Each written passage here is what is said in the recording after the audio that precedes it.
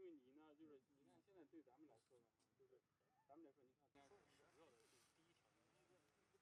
创新呢就你产品多，然后申报比较快，就是这是我们要做的首要的第一条的就是应该是做创新，去创新去。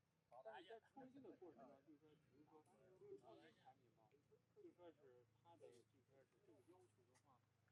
面没有这种新颖的技术部分，所以说呢，到底要做临床评价还是做临床实验的话，这个呢，实际上是有可能的话，结合专家，我们专家一起来讨论。李bàn của anh mua hai. 我们呢没有那种十足的把握，就是其实就是我就做临床实验。开发一波，它这个东西就是。Cái đó vậy? À đây, ta mùi.咱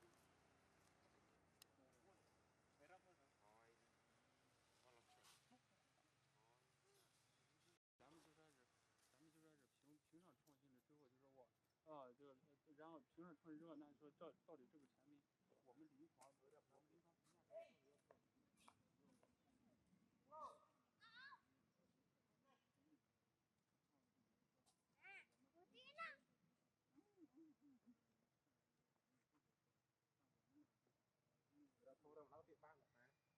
Mùi.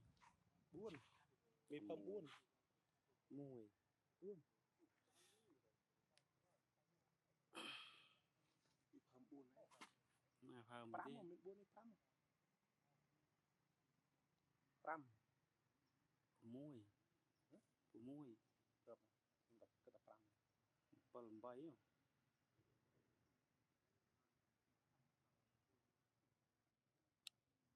Pram.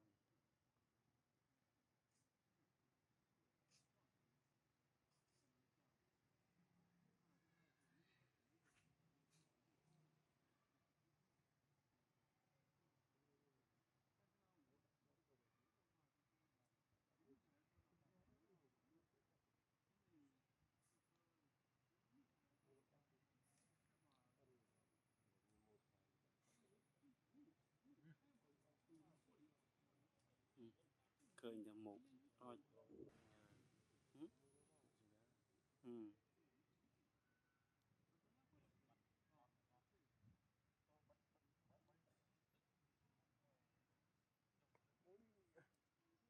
Mua lì à?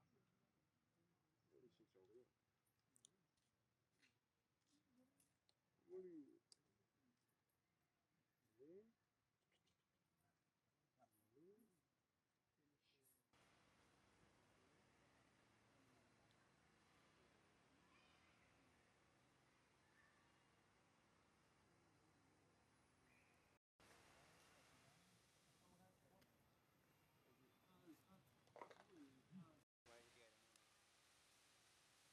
Bảy. Bảy ta. Sarah mùi. Linda mùi. Choi mùi 7. Luna tớ nè. Mình buôn được không?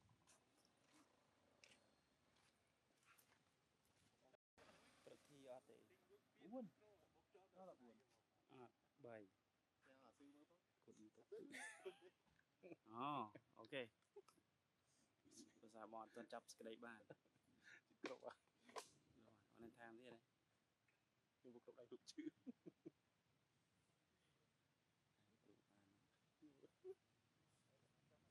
Để sau chữ một thang ra tàu hả? Rap này. Lihat kan mau ditelahnya. Cuy. Điều có canh tàu bình tĩnh. Thu ngon này. Cái mưa máy. Nó nghe mong mơ kì, cắn mong mơ kì. Con này coi cũng cục vậy ní. Trong bằng con sẽ lộn soi mà ta lắc môn ống thì hấp nước vẫn Lụm mơ quay dương. lụm muốn check đã kênh nó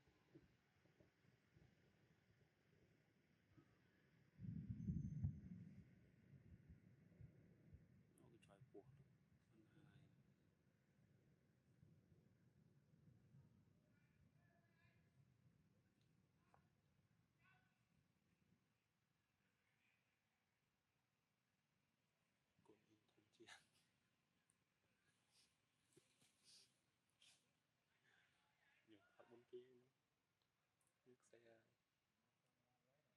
cũng mất thật rồi mày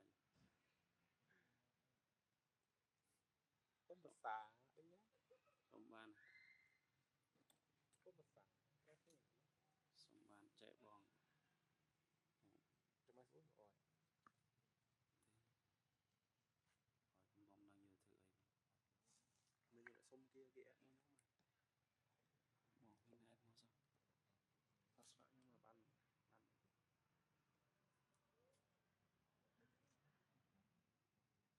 nhưng mà ban đừng chút gì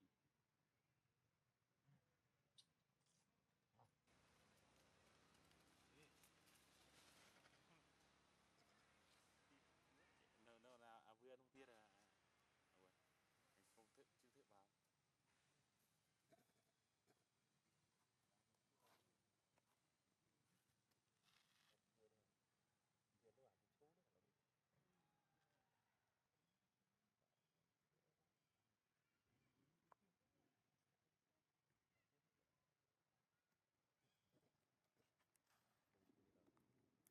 quay vui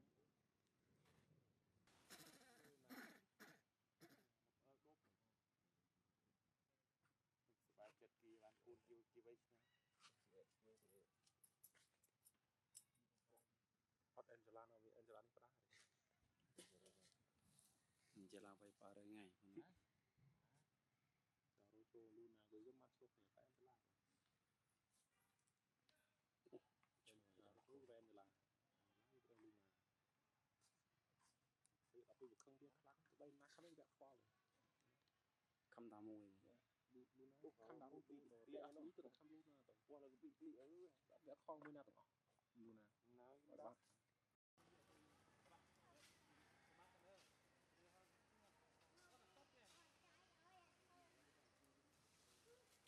ខ្ញុំកូនស្រីមកនេះមកនេះ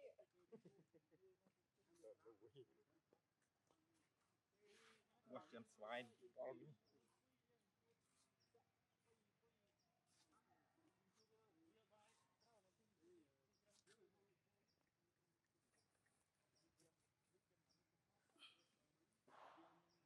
chuyện này thế nhầm mong không đa còn em man du như thứ chú bị lý mô ly mới nè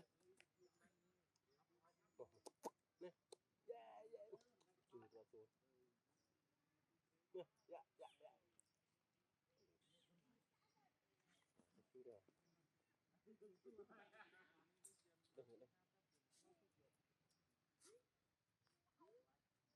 đây đi mẹ này ăn đi từ cá tự nhiên tôm mắt chết từ cá chết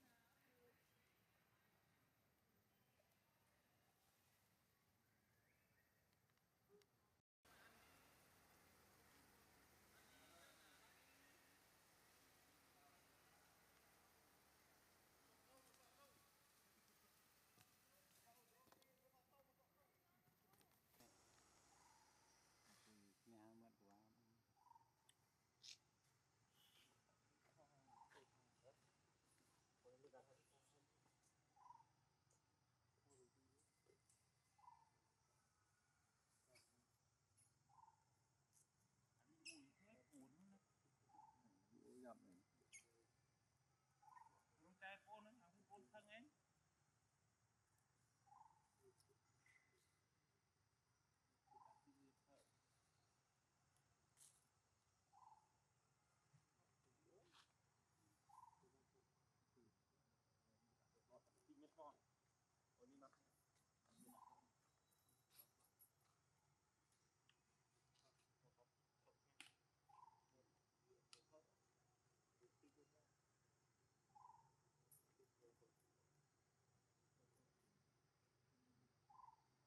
vậy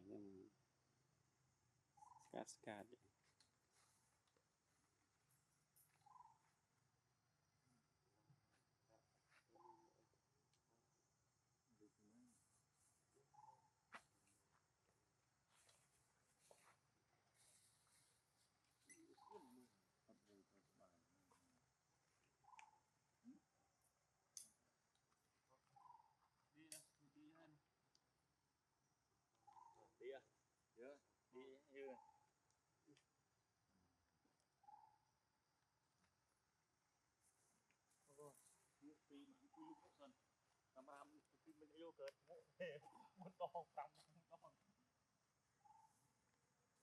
Đi ở đấy liên